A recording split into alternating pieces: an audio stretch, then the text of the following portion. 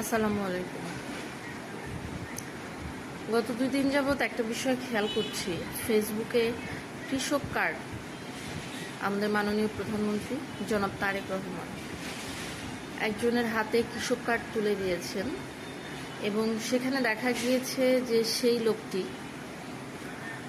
পারিবারিকভাবে সামাজিকভাবে একটি সম্মানজনক অবস্থানে রয়েছেন।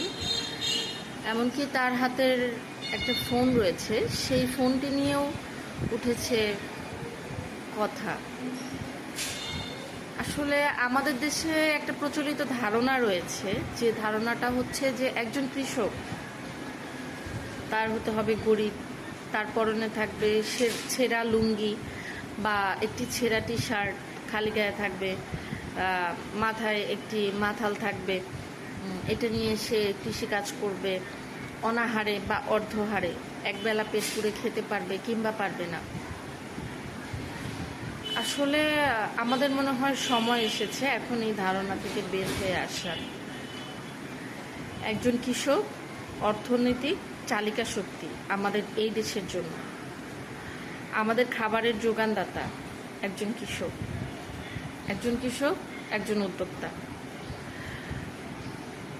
সো আমরা সকলে যদি শিক্ষিত মানুষ, শিক্ষিত সমাজ, সুশীল সমাজ এবং অনেক এডুকেটেড লোকজনদেরকেও দেখেছি যারা পোস্ট করছেন, হাস্যরস করছেন, যেই লোকটা আইফোন চালায় সেই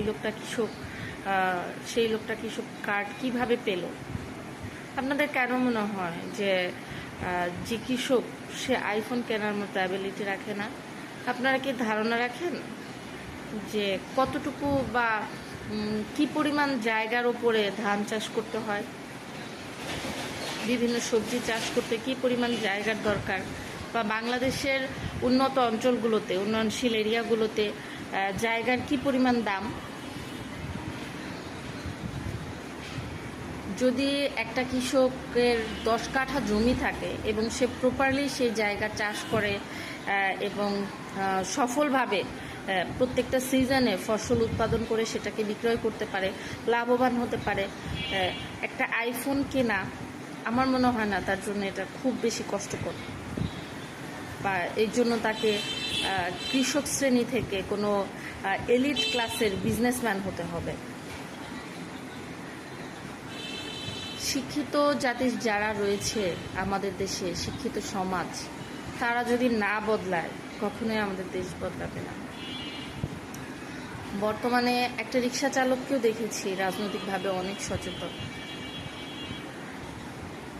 প্রত্যেকটা ফ্যামিলির মা বোন নারীরাও এখন রাজনৈতিকভাবে অনেক সচেতন।